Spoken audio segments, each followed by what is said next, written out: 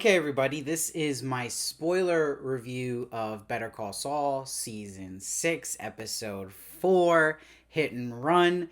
This review is going to be more of a quick thought reaction, let's say, because they did not send this episode out before the actual episode aired to critics, which is the first time they've done that in my time reviewing the show the past 3 seasons, which maybe got me overhyped for the episode because usually when they do something like that, when it's a later release to critics, something big happens like last week with Nacho. That episode was released the day of to critics, so we had just one day to kind of prepare our review. But this time they didn't send it at all, so I was like, okay, like what's going down here? I was excited seeing Rhea Seehorn directed this episode, the first one she did at Better Call Saul, which is awesome. Kim Wexler herself actually interviewed Rhea Seehorn last year. Check that out. It's one of my favorite interviews I've ever done. It was a dream to talk to her. That's my quick plug, but let's get into this. So this episode I have, mixed feelings about. It has a lot of stuff I love a lot about Saul in it, and a lot of stuff that frustrates me about Better Call Saul in it. And what frustrates me about this episode is where we're at again in the final season, and we're at episode 4. It still feels like it's just tiptoeing along here. And if I look at this season as a whole, besides episode 3, 1, 2, and 4 still feel that Saul level work could just pick up a little bit to where we are. And I'm not someone where commenters are going to be like, oh, well, watch Walking Dead or watch a Marvel movie, I don't get comments like that. I'm talking about how I feel while I'm watching it and what this team is capable of behind this show. And it feels like they're still stretching things out. You have events that move the plot forward a little bit, but there's almost too much fan service at points, and I think it's cool, to see finally how he got his office, right?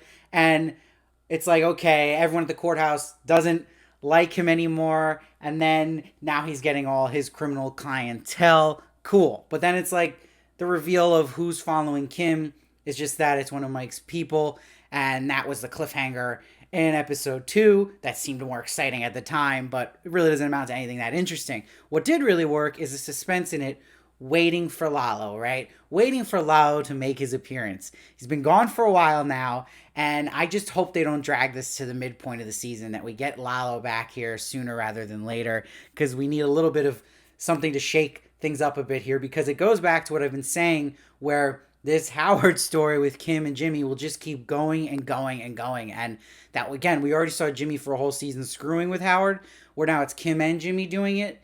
And that it's just so many little scheming things we see Jimmy do, like in the beginning of this episode with the fake tan and the Howard moment. But he gets away, right? And still Howard hasn't caught on to it. And that's just going to keep going. And it's like, it feels so redundant seeing scenes like that with Jimmy planting something against Howard. So that's where I feel like the boredom sets in, and where the disappointment lies. But again, disappointment in Better Call Saul is still really good because the show is really good.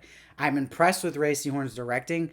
I really like there's this underlying suspense in this episode about what's happening with Lalo, but also the best moment I think we've been waiting seasons for, which does pay off, was Kim meeting Mike. That was huge because you're like, these two are main characters in the same show that haven't met each other yet. So that was surreal to finally see. But then if you look at the other way, now that Nacho's dead, you see the show. And I also wonder, is there enough connective tissue between Saul's storyline and the cartel and Gus and Mike? I don't know. At the end of the day, I don't know if I'm that satisfied. We'll see by the end of the show. But I think that's one of my complaints about Saul and why I still put it under Breaking Bad. I think people are crazy that say this is better than Breaking Bad.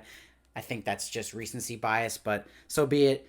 I just think that this episode moves things up a little bit, gives you moments you remember, but it's also one of those ones where if someone missed it, I would say watch 3 scenes, Kim meeting Mike and Saul getting his office, and then Kim kind of just catching on now that Lalo's alive and that she's further into this than she thought. And that he's getting his new clientele. But again, this is stuff that's just really okay. It's not super interesting. So that's where I feel like they hold a lot of weight on things that are kind of exciting to see, but you're like, oh my God. And what worries me is that they released early on that, Jesse and Walter coming back. I don't get that either. As a business move, yes, they want to get the Breaking Bad fans in to watch, but I just hope that's not the big thing we're left off on the midpoint till we take a break. I hope, because we already know it's coming. So I just don't know what's next. And even the promo for next week I mean, it's interesting, but we know Lalo's going to show up at some point. We know that this whole Howard thing still isn't near its end. I wish it would be, but we'll probably won't get that resolved to midpoint at least, hopefully.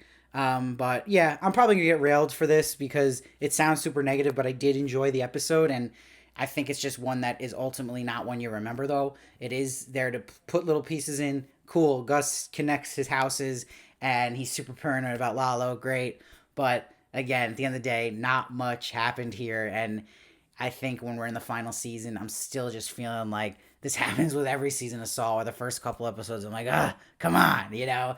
And I'm a patient person. I can pay attention again, but there's got to be a point where it can't just be so many fanboys in this Breaking Bad, Better Call Saul universe that like everything is perfect, nothing is wrong with it, and it's amazing. And they kind of over exaggerate little things like a criminal making a cameo from Breaking Bad we haven't seen in ages. Like, okay, cool. Like, not all that is that amazing. So I think kind of sometimes it gets in its own butt a bit, this show, and maybe too much. But overall, I'm gonna give this episode an 8.3. Enjoyed it. It was just solid, but nothing too memorable here. But again, there's that good feeling of suspense going on, and always great acting. And I'm excited to see Ray Seehorn possibly do another episode and direct one. So let me know your thoughts. I'd love to hear them. I read every comment. I try to respond as many as I can. Please make sure to subscribe so it's one of my reviews of Saul. I just did a review of Ozark, so make sure to check that out as well. And please follow me at Steve Varley Show on Twitter, Instagram, and TikTok for more of me. And I'll see you next time.